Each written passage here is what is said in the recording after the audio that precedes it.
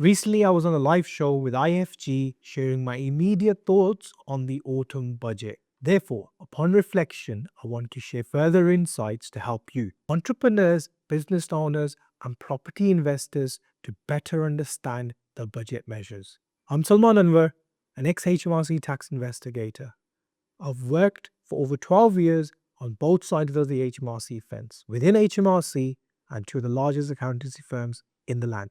Now I use everything I've learned to help entrepreneurs, business owners, and property investors win against HMRC. In this video, I'm going to share with you the 3 things that I took from taking part in the IFG Curate Capital live budget reaction.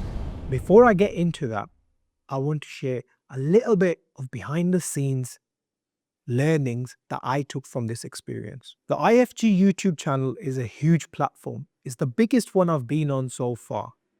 And it came as a result of putting myself out there, networking, and being on other similar podcasts. Alhamdulillah, it was a great honor to be in the same room and on the same channel as Ibrahim Khan. Spending just a few hours in their offices, I learned a lot about how much a team effort it takes to have a channel like that benefiting millions of people on a monthly basis. I hope I can implement some of that in this very channel. Now let's get into the 3 things I want to share with you. The first is the importance of keeping on top of the latest news from a tax and business perspective, but filtering out the noise. In the lead up to this budget, there were various leaks, briefings, and you name it. The government kept testing its policies in the public domain. It created a lot of uncertainty, especially for business owners, entrepreneurs, and those looking to employ more people. We didn't know whether the VAT threshold was going to go up, whether the income tax rates were going to go up, or what else was going to happen.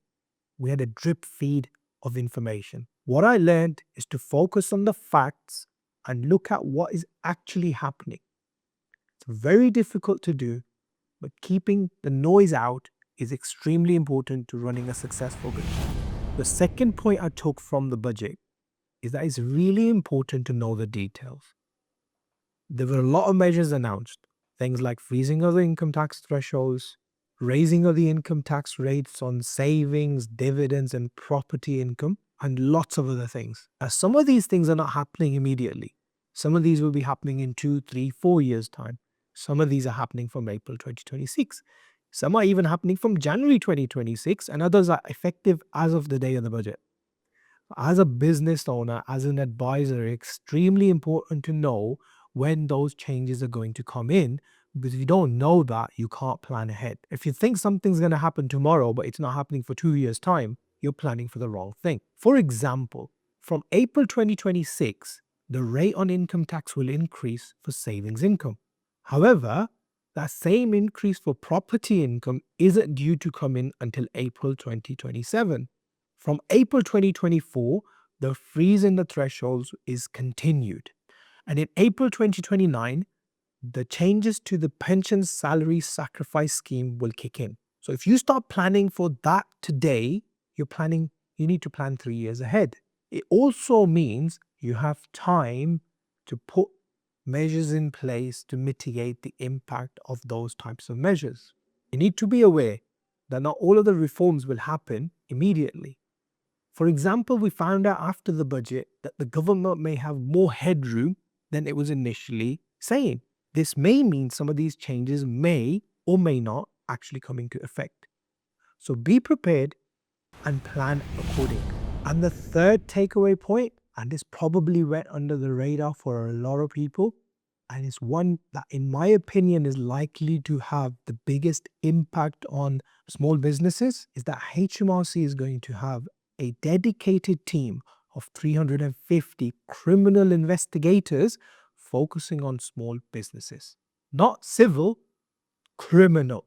This is already on top of the £1.4 billion HMRC was given at the last budget to recruit another 5,000 compliance staff over the next 5 years. So it's extremely clear that the direction of travel is more scrutiny and recovering more tax from those that the government perceives as not having paid their fair share. And the latest tax gap statistics, which is the difference between the theoretical amount of tax that should be collected and the actual amount collected, shows that the majority of that gap is from small businesses. So it's really important that if you're in the firing line, and it doesn't mean that if you're not a small business, you will not be targeted.